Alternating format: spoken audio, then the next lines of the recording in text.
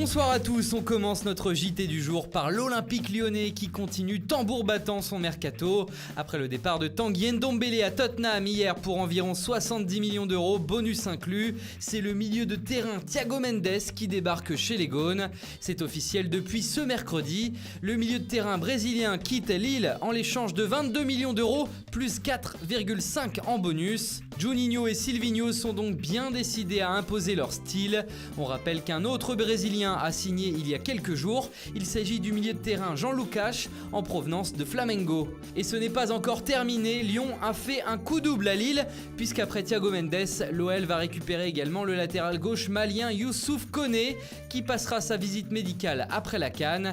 Il vient logiquement remplacer Ferland Mendy, parti au Real Madrid un peu plus tôt dans ce mercato. Et puis encore à Lyon, on serait proche d'un accord avec les Italiens de la Sampdoria pour le transfert de Joachim Andersen. Le défenseur central danois de 23 ans pourrait être recruté pour environ 25 millions d'euros. Enfin, la dernière piste récente évoquée dans la presse mène cette fois-ci en attaque. Lyon serait intéressé par Patrick Schick, le buteur tchèque de la Roma, très sollicité pour ce mercato d'été, notamment par l'OM. Côté départ, Juninho a annoncé qu'il voulait garder Nabil Fekir, mais ce n'est pas si simple. Il doit voir la direction demain pour parler de son avenir. Le crack devait partir à Liverpool l'été dernier, mais le dossier avait capoté. Cette fois-ci, c'est l'AC Milan et Arsenal qui se montrent les plus intéressés ces derniers jours, à moins que les Reds de Jürgen Klopp ne reviennent à la charge. Étant donné qu'il ne lui reste plus qu'un an de contrat à Lyon, il pourrait partir pour environ 35 millions d'euros et pas beaucoup plus. Une bonne affaire à saisir donc en pleine solde estivale. Et on vous parlait du LOSC précédemment avec les ventes de Thiago Mendes et de Youssouf Koné à l'OL. Lille récupère un montant total de 31 millions d'euros sans compter les bonus. Anouar El Ghazi, lui, est également parti du club mi-juin à Aston Villa en laissant un chèque de 9 millions d'euros aux Lillois. Et que dire de la probable vente de Nicolas Pepe, la superstar?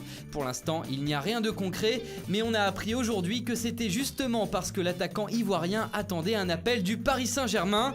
En attendant, c'est l'Atlético de Madrid et l'Inter Milan qui se sont montrés les plus chauds sur lui, avec des offres allant jusqu'à 90 millions d'euros.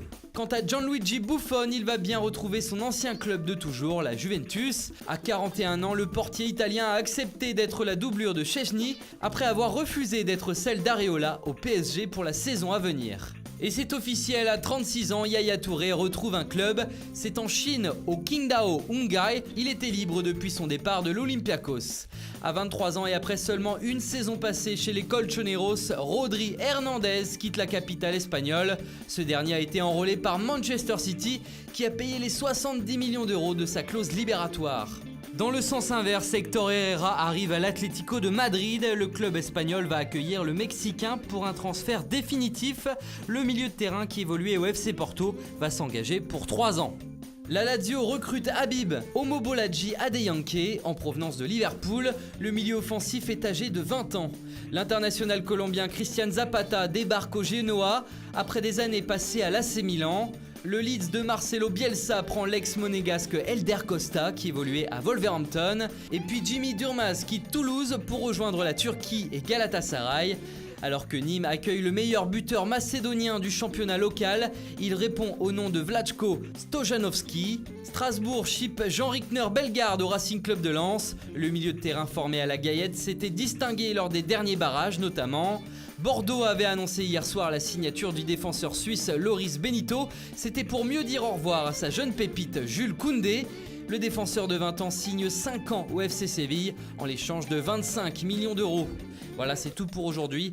Bonne soirée à tous et rendez-vous demain pour de nouvelles informations sur le mercato.